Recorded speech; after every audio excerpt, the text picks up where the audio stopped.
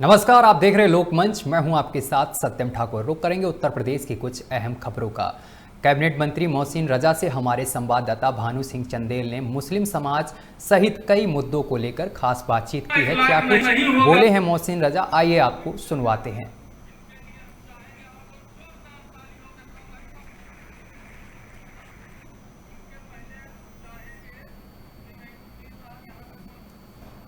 सरकार के कैबिनेट मंत्री जो कि अपने व्यवहार और निष्पक्ष वक्तव्य के लिए जाने जाते हैं, मोहसिन रजा जी जिनकी जन्मस्थली उन्नाव जनपद है और निन्हाल यानी कि पहले जन्मस्थली कर्मस्थली दोनों उन्नाव की है।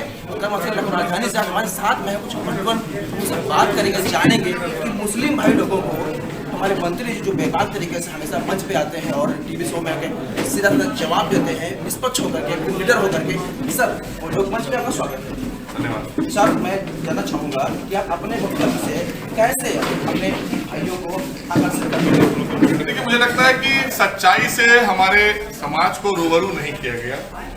जो लोग ने भी आप समाज सेवा के नाम पर काम किया, इनको लूटने का काम किया। कभी इन्होंने इनके उत्थान विकास का काम नहीं किया, इनको शिक्षा से दूर रखा। इसलिए जरूरी था इनको ये बात से अवगत कराना कि भारतीय जनता पार्टी के नेताओं ने, हमारे पूर्वज जो नेता थे, उन्होंने कौन कौन से ऐसे काम किए थे जिससे कि हमारा मुस्लिम समाज भी देश की मुख्य धारा से जुड़े, जिसको लेकर आदरणीय मोदी जी ने भी संकल्प लिया कि हम चाहते हैं सबका साथ, सबका विकास और सबका विश्वास। एक हाथ में कुरान, एक हाथ में लैपटॉप, ये नारा हमारी पार्टी के नेता का है, देश के यशस्वी प्रधानमंत्री का है। ये कांग्रेस, सपा, बसपा का नारा नहीं है। तो हम तो मुख्य धारा से जोड़ना चाहते हैं। हम चाहते हैं कि नौजवान बच्चा हमारा जो है ये आगे बढ़े, देश की और हमारे निर्माण और विकास में काम आए, ना कि ये बेचारा एक मजदूरी करता हुआ दिखता है, कहीं पर परचून की दुकान में दिखता है। ये तो कांग्रेस और सपा बसपा ने किया है इसके साथ में। हम तो चाहते हैं इसके हाथ में कलम हो, ये भी बैरिस्टर बनकर बैठे, ये भी डॉक्टर इंजीनियर बनकर बैठे, ये भी हमारे देश के लिए जैसे तमाम और लोग हैं वैसे देश में पहले जो हमारे लोगों ने काम किए हैं उसकी मुख्य धारा में जुड़े। हमारा बीजेपी बांगरमऊ सीट को लेकर के पूरा मंत्रिमंडल उनका दमखम झोंकने का प्रयास किया चुनाव लेकर, चाहे सीएम साहब और डिप्टी सीएम हो, आप सब लोग रहे हैं। तो क्या क्यों ऐसी संवेदनशील सीट थी बांगरमऊ?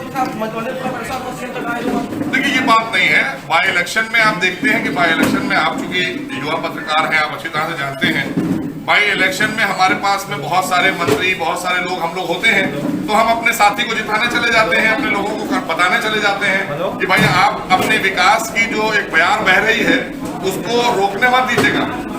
क्योंकि अगर आज हमारे बांगरमऊ की सीट जिसको हम जीत रहे हैं, निश्चित तौर पर हम जीत रहे हैं, उसमें कहीं कोई संदेह नहीं है। बांगरमऊ जब आप जीतेंगे तो विकास में जो 2 साल से रुका हुआ विकास था वो हम 12 महीने में पूरा कर देंगे। तो बांगरमऊ के जो निवासी हैं उनको कितना बड़ा फायदा मिलेगा। सदन में उनका सदस्य पहुंच जाएगा, सरकार की नीतियां लेकर आएगा। हम लोग खड़े हैं, हम भी इसी जिले से आते हैं, हमारे पड़ोस का घर है, हमारे तहसील में आता था पहले बांगरमऊ। तो इसलिए हम सब लोग मिलकर अलग अलग जगहों पे, क्योंकि 7 सीटों पर बाई इलेक्शन हो रहा था, तो हम लोग सारे लोगों को संगठन ने भेज दिया था। हम लोग अपने संगठन के हिसाब से आ गए थे, क्योंकि इस समय और कोई तो चुनाव था नहीं।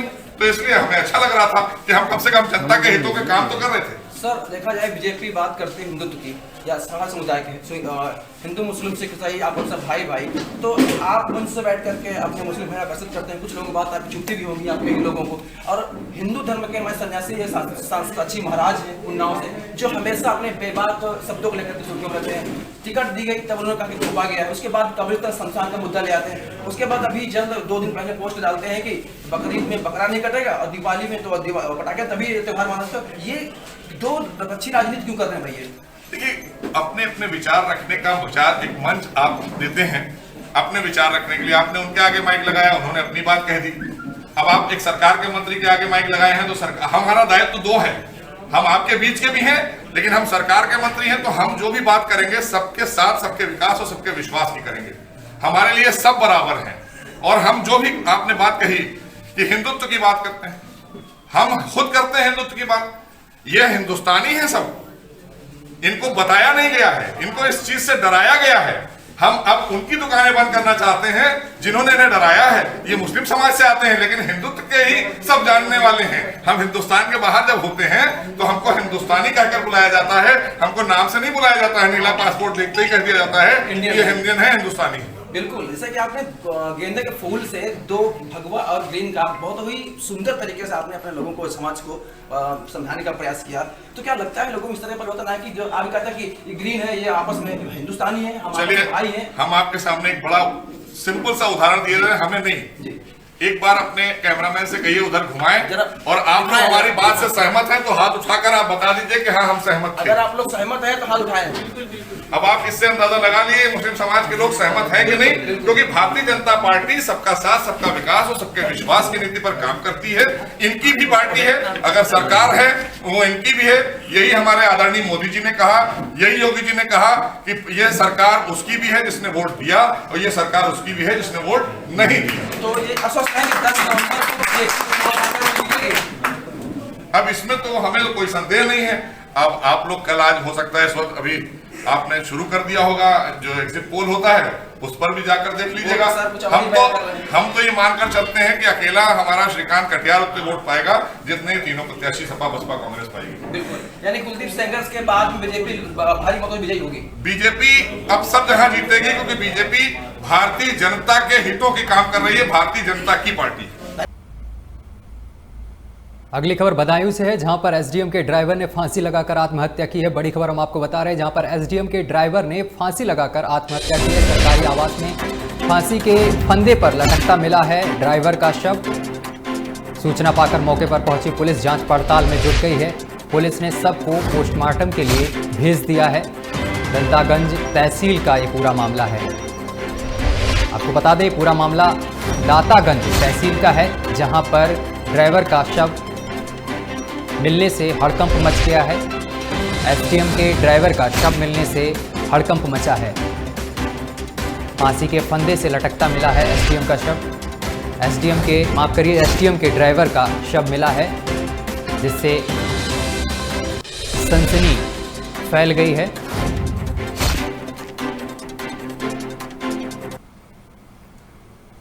उत्तर प्रदेश के मुरादाबाद में आम आदमी पार्टी के सांसद और उत्तर प्रदेश प्रभारी संजय सिंह शनिवार को मुरादाबाद पहुंचे, जहां उन्होंने योगी सरकार पर जमकर निशाना साधा। आपको बता दें कि आम आदमी पार्टी के सांसद संजय सिंह एक स्थानीय कार्यक्रम में शामिल होने कंटा तहसील पहुंचे थे, जहां उन्होंने योगी सरकार पर निशाना साधते हुए कहा है कि प्रदेश में महिलाओं और बच्चियों पर हो रहे लगातार आपराधिक घटना सामने आ रही हैं। वहीं उन्होंने कहा है कि बीजेपी सरकार लगातार किसानों का उत्पीड़न कर रही है और अब प्रदेश में पराली जलाने के मामले में किसानों को जेल भी भेजा जा रहा है। तो लगातार योगी सरकार पर निशाना साधा जा रहा है विपक्ष की तरफ से। यहाँ पर संजय सिंह ने भी निशाना साधा है योगी सरकार पर। देखिए, अभी कल की जो घटना है, जिस तरह से उत्तर प्रदेश में किसानों को गिरफ्तार करके जेल में डाला जा रहा है पराली के नाम पे, हमारे देश के पूर्व प्रधानमंत्री स्वर्गीय लाल बहादुर शास्त्री जी ने नारा दिया था, जय जवान जय किसान। और भारतीय जनता पार्टी और योगी आदित्यनाथ का नारा हो गया है, मर जवान मर किसान। न किसान को उसके फसल का दाम मिलता है, न उसको कर्ज माफ़ी का लाभ मिलता है, न स्वामीनाथन आयोग की रिपोर्ट लागू होती है, और एक किसानी बिल केंद्र सरकार लाकर किसानों को मरने के लिए मजबूर करती है। एक ऐसा कानून लेकर आई है जिसमें एमएसपी पूरे देश के अंदर समाप्त हो। खबर फिरोजाबाद से है, जहां पर पुलिस को बड़ी कामयाबी हाथ लगी है। आपको बता दें, प्रेमी ने प्रेमिका को मौत के घाट उतारा। पुलिस ने महज 24 घंटे में खुलासा किया है हत्याकांड का। बड़ी खबर हम आपको बता रहे हैं, थाना रसूलपुर के प्रेम नगर का ये पूरा मामला है, जहां पर प्रेमी ने प्रेमिका को मौत के घाट उतारा है, जिसके बाद पुलिस ने महज 24 घंटे के अंदर ही इस पूरे मामले का खुलासा कर दिया है। दरअसल प्रेमिका प्रेमी की पत्नी को मारने के लिए दबाव डाल रही थी, जिसको लेकर प्रेमी ने उसकी हत्या कर दी।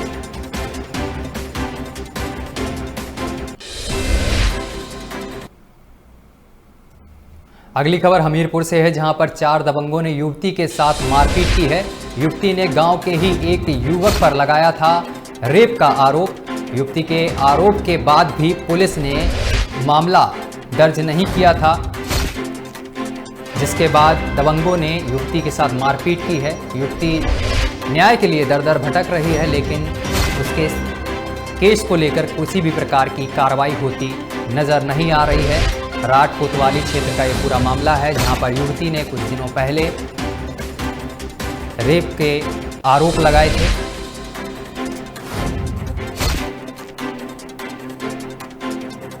चार दबंगों ने युवती के साथ मारपीट की है।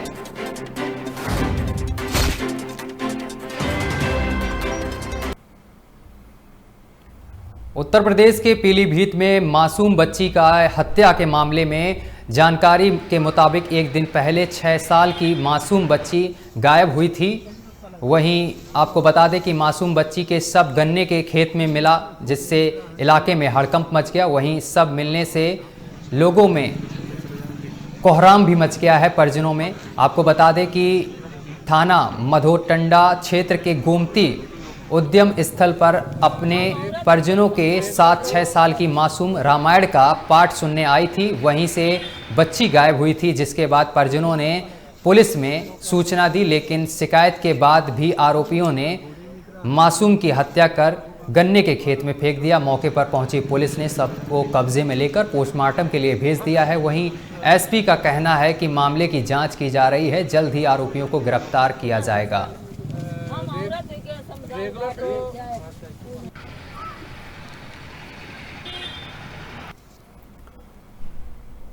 अगली खबर बांदा से है, जहां पर छात्रा ने युवक पर लगाया है दुष्कर्म का आरोप। रात में घर में घुसकर युवक ने किया है छात्रा के साथ दुष्कर्म। बड़ी खबर हम आपको बता रहे हैं। सूचना पर पहुंची पुलिस ने छात्रा का कराया है मेडिकल।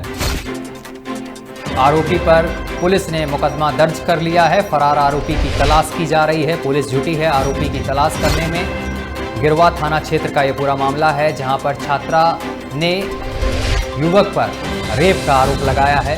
दरअसल छात्रा का कहना है कि युवक ने घर में घुसकर उसके साथ दुष्कर्म किया, जिसके बाद युवती ने पूरे मामले की शिकायत पुलिस में दी। पुलिस ने मामला दर्ज कर लिया है और फरार आरोपी की तलाश की जा रही है।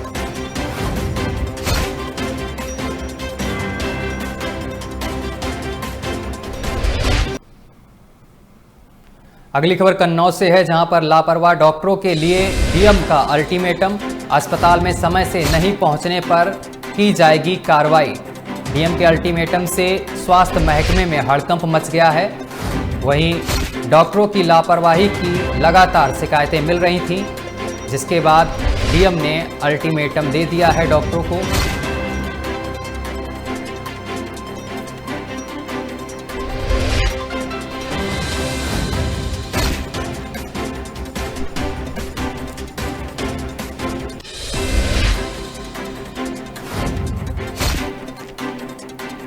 लापरवाह डॉक्टरों के लिए डीएम का अल्टीमेटम। आपको बता दें कि पिछले कई दिनों से डॉक्टरों की शिकायत मिल रही थी, समय से डॉक्टर अस्पताल में नहीं आ रहे थे, जिसके बाद एक्शन लिया गया है, अल्टीमेटम दिया गया है डॉक्टरों को। तो वही अगली खबर लखनऊ से है, जहां पर शराब के खिलाफ पुलिस चलाएगी अभियान। सार्वजनिक जगहों पर शराब पीने पर होगी कार्रवाई। डीसीपी को बनाया गया है नोडल अधिकारी। तो सार्वजनिक जगहों पर जो लोग शराब पीते हैं उनके ऊपर कार्रवाई की जाएगी, जिसको लेकर पुलिस अभियान भी चलाएगी।